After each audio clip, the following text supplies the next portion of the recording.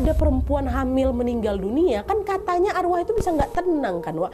Apalagi kalau dia meninggal gara-gara ngelanggar pantangan pun. Kisah kali ini tuh tentang pengalaman mistis yang pernah terjadi di desa terpencil tempat neneknya Wawa pernah tinggal, Wak. Cerita ini berkaitan dengan satu makhluk yang dikenal warga dengan sebutan hantu macang.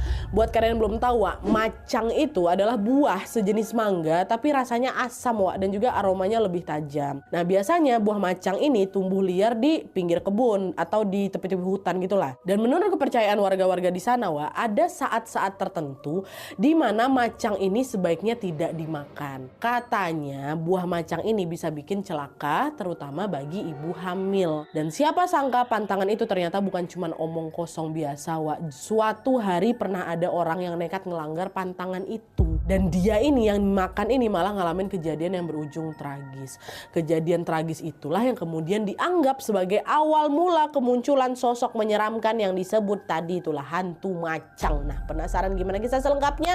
Jadi tanpa berlama-lama kita langsung masuk aja ke ceritanya ya. Check it out.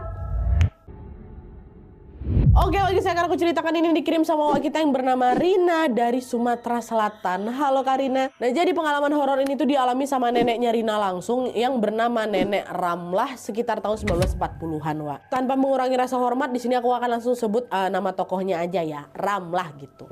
Nah, jadi kala itu, Wak, Ramlah sama keluarganya ini tinggal di sebuah desa terpencil yang kita sebut aja namanya Desa Danur ya.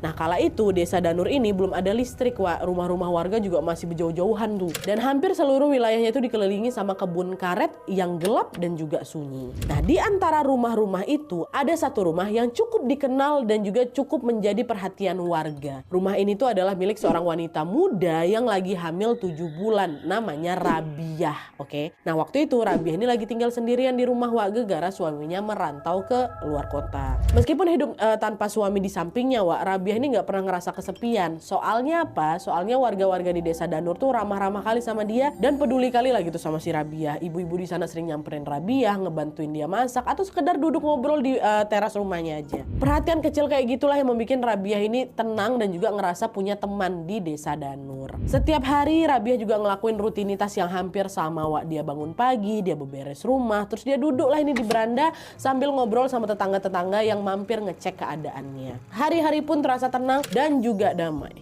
Sampai satu saat di suatu siang, Wak, waktu dia lagi ngumpul di rumahnya, Rabiah nyeletuk ke ibu-ibu lagi ngumpul nih kan. Dia bilang gini, "Ibu, aku lagi pengen makan macang lah, nyarinya di mana ya?" kata gitu. Nah, denger itu si ibu ya tetangganya ini negur, "Jangan makan macang, Nak. Nggak baik loh buat ibu hamil."